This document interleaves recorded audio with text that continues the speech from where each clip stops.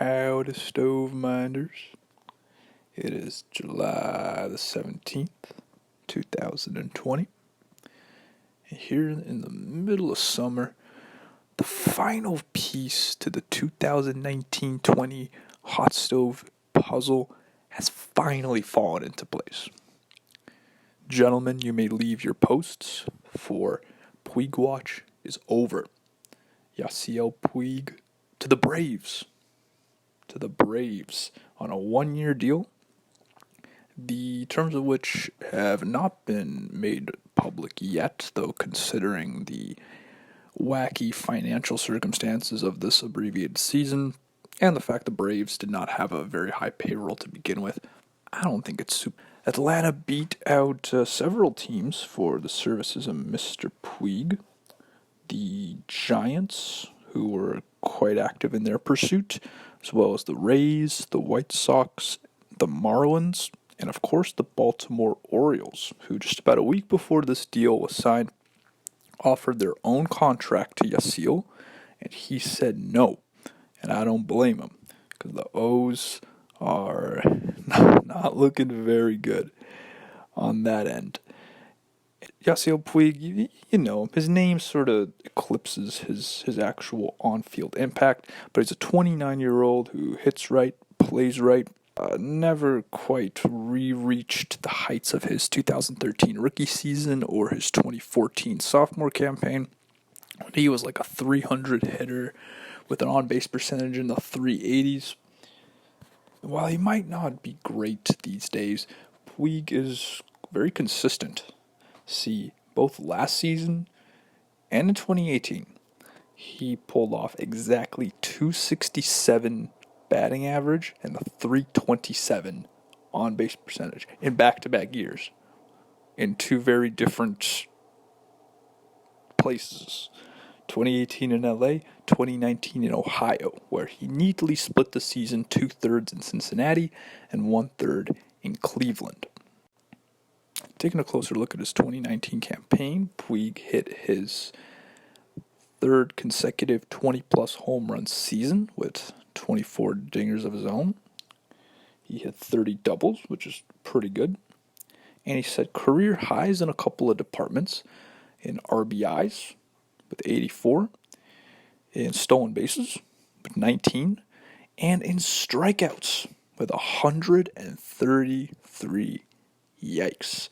All in all, as I mentioned, 267 hitter, 785 OPS, and a 100 OPS plus. So you're looking at an above average hitter with some tools as far as power and base running goes.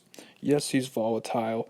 Yes, he's a big personality, but I think it would be unwise to dismiss Puig completely as a consequential player.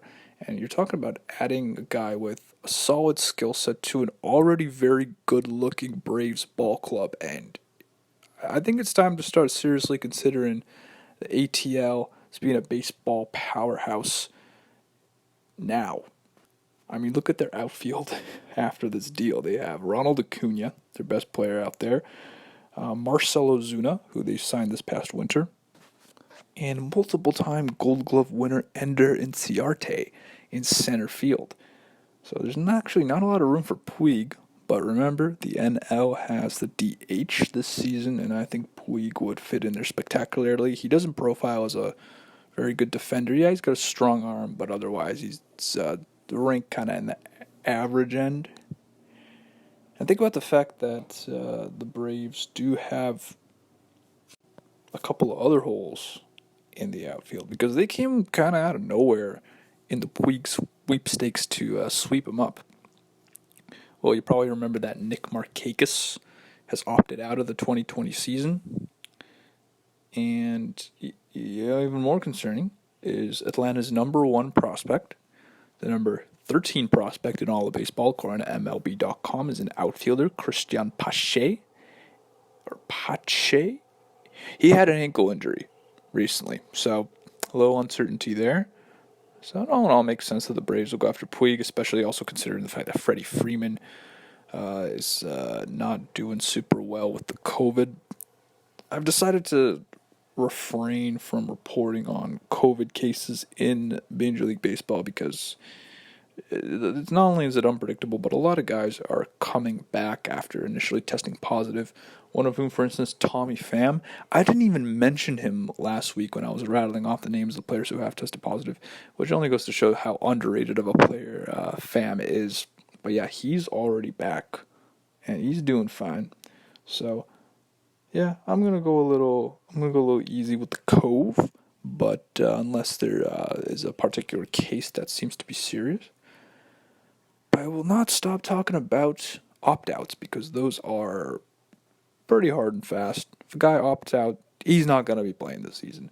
And some good sized names decided no for 2020 in this past week.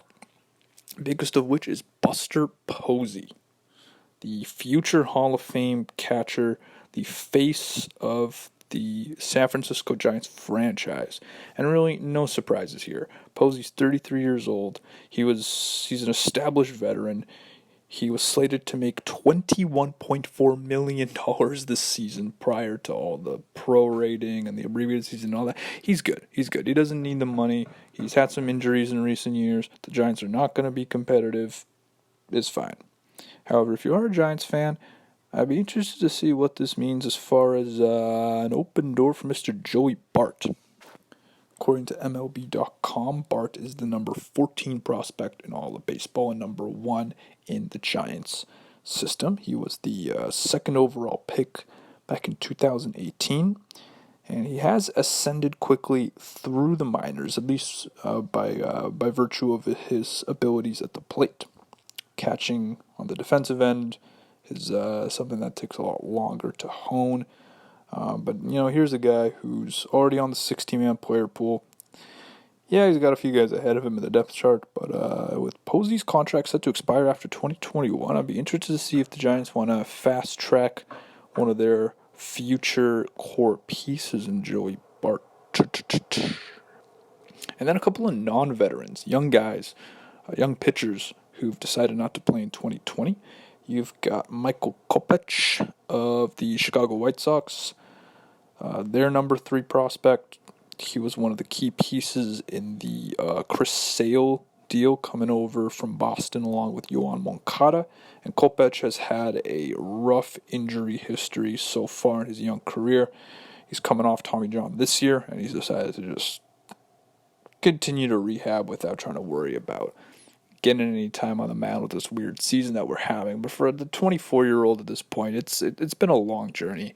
I'm sure he himself and the White Sox and his wife, Canadian actress Vanessa Morgan, would all love to see him actually throw some big league pitches. And then over in St. Louis, Jordan Hicks has decided to opt out, and again, for injury reasons. He was also coming off of Tommy John surgery and apparently may have suffered a setback, though he also has type 1 diabetes, which the MLB has listed as one of the pre-existing conditions by which players are allowed to opt out and retain salary to a certain degree, though Hicks having only 2 years of Major League time under his belt, I'm not sure if he qualifies for that. So yeah, we won't see the hardest throwing man in baseball in 2020. And Hicks was the Cardinals' closer.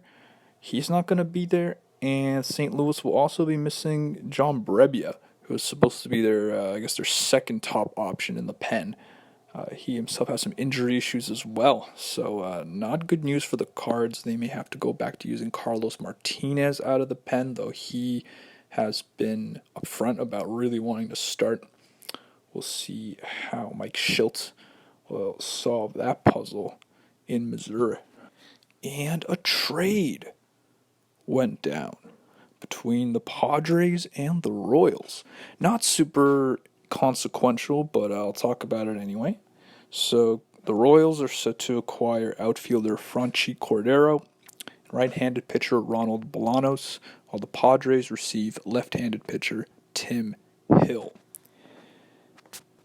Let's start off with Cordero, because here's a guy who was at one point a well-regarded prospect out of the Dominican who hasn't really shown much in the majors, both when he is playing and when he's not playing because he's been injured quite a bit. Cordero has just 79 games played in the past 3 seasons. He played in just 9 last year. And in that span, in the majors, he's only a 240 hitter with a 306 on base and a 431 slugging, a 99 OPS plus.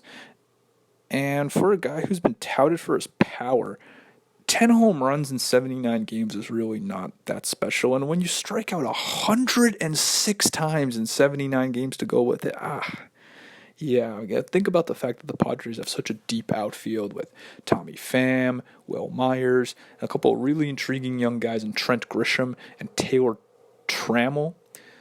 Yeah, there was just really no point in keeping around Cordero, who just hasn't been able to stay healthy and see enough action. But yeah, he's a guy who can play all 3 outfield positions. He hits from the left side of the plate. And I was looking at the Royals depth chart, and he's already number 1 on their center field listing. So I guess it's nice for the Royals. They are in the midst of a long rebuild, and they're in it for the long haul. So Cordero, who's under contract through 2023, and Bolanos, who's under team control through 2025, are sure to figure into the Royals' near future plans of mediocrity. Because Bolanos, right-hander out of Cuba, he made his major league debut last year. Through just over 19 innings, wasn't good. Wasn't exactly all that good in the minors either. There seems to be some hope he can become a power reliever, but yeah, not super intriguing. Whereas Tim Hill, the one guy going to San Diego, already looks to have established himself somewhat. Okay, so he's a lefty, 30 years old at this point, out of California, with 85 and a third big league innings over the past 2 seasons. In that time, again, yeah, solid numbers. You're looking at a 4.11 ERA, 3.67 FIP, 1.10 ERA plus. It's already expected to slot into the Padres bullpen as a middle relief option. Again, left-hander, that's nice. And that's already a pretty good San Diego pen. They got Kirby Yates, they got Emilio Pagan. There's something to be said about what Craig Stammen could do or what Drew Pomeranz could do out of the pen. And yeah, just add more depth to that. I think this is a good deal for the Padres. I mean, San Diego's just been pulling off a bunch of good trades going back to the winter when they acquired Pham for Renfroe. A trade's a trade. Gotta talk about it. Tim Hill to the Padres, Franchi Cordero, and Ronald Bolanos to the Royals. Let's talk about the Mets. The Metis, because as you probably well know, New York Mets, or rather the Wilpons, the Mets owners, are in the midst of a auction to sell off their stake in the team. Mets fans are very excited because the Wilpons have been shit owners, and pretty much 2 main bidders have emerged. One of them already owns a stake in the team. Talking about Stephen A. Cohen, who has an 8% stake in the Mets at the moment. Cohen has a net worth of $14.1 billion as of February of this year. He's a hedge fund manager from Long Island and a prolific art collector. And I guess apparently a Mets fan. But yeah, big money, big balls. And he's going up against a super group of athletes and entertainers and other random investors who've put forth a collective $1.7 billion bid. That team is led by Alex Rodriguez and his wife Jennifer Lopez. But it also includes Brian Urlacher, who is one of the best linebackers of all time. A fantastic O-lineman in Joe Thomas, along with DeMarco Murray, and Travis Kelce, Kansas City Chiefs tight end. If you thought that was enough, no. How about some basketball for you? Bradley Beal and Mason Plumlee are also in on this. And more to the fact, you have Florida Panthers owner Vinny Viola and beverage billionaire Mike Repole, who was the guy who founded Vitamin Water, as well as a couple other energy sports drinks, and Rapoli's actually from Queens. So that'd be kind of cool if he ends up in there. Not sure exactly how that's all going to be structured, but yeah, a lot of people are kind of calling it the A-Rod J-Lo bid, but a lot of other big names in on that. And speaking of A-Rod, he recently went out and said that the players union and the owners should work towards forming a salary cap in the MLB. Now, that's a whole nother debate that I'm not going to get into because, frankly, I just don't know enough about it. However, people have already come out firing against A-Rod, and that's for a few different reasons. Number one, this is a guy who's reviled in baseball and begrudgingly been allowed back into the game through his media skills, and now he's trying to buy a team. But I mean, look, here's a guy who... Okay, let's backtrack a little bit. In 1994, the last time there was a strike, there was talk of a salary cap, and the players' union argued against it. And who benefited more than anybody else from that lack of salary cap? Mr. Alex Rodriguez. Hundreds of millions of dollars in the bank for A-Rod as a result of that. Some stupid contracts dished out by the Rangers and the Yankees. And here he is now saying they should switch that. Really, I'm not surprised. I mean, A-Rod, the guy's a piece of shit. We know it. We know. I think he'd fit perfectly amongst the other owners in that regard. But I think a lot of Mets fans are excited about the prospect of Cohen owning the team just because he's so rich that maybe he would open the treasury and allow the Mets to dish out some big contracts in the near future to the likes of, I don't know, Pete Alonso or Jacob deGrom or whatever they need to be done. It also bears to witness how a future owner will deal with GM Brody Van Wagenen, who has been a little bit on the outspoken side. He is a former player agent, so he has a bit of a different way of going about his business. But that Mets auction is still ongoing. I'll let you know whenever they finally decide who's going to own the team. And a little bit of Bauer watch for you. What's Trevi up to? Well, he took a break from Twitter to write a long-form article for the Players Tribune. Completely forgot that publication even existed, so I have not read the piece. It's Bauer talking about 11 things that are going to be different this season, with the headline and number one point that spitting is banned because of COVID, but spitting is a part of baseball. And I agree. I agree wholeheartedly with Bauer on this. It's going to be so weird to have guys not spitting, whether it's because of gum or seeds or tobacco or even just saliva.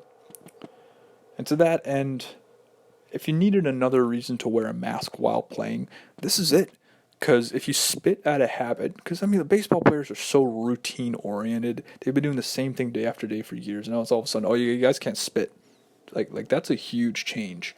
If you wear a mask, well, you can just spit into your mask by accident, and no one's gonna notice. It's like peeing your pants underwater. So that's my recommendation to all the major leaguers out there. And finally, we arrive at Cubscast. What's going on, Cubs? Well, some slightly negative news to report first. Anthony Rizzo has been suffering rib inflammation, and it's something he's been battling with for some time now, and he's not happy about it because it's starting to affect his back as well, and there's some concern that Rizzo might not be ready for opening day. And I hope he does. Opening day is just a week away. July 24th, the Cubs versus the Brewers, and we know who will take the mound for Chicago. It's Kyle Hendricks. Yeah, congratulations to Kyle for becoming the opening day starter. Why Hendricks, you may ask? Well, according to David Ross and others, Hendricks has been the most ready starting pitcher. He's looked sharp in their summer camp and in their inter-squad games. So yeah, Hendricks has earned it. It's quite a prestige thing to be the opening day starter. So yeah, for him to get it, it's congrats. John Lester, who started the last 3 opening days and the 4 of the last 5 Cubs opening days. I'll have to take a back seat this time around.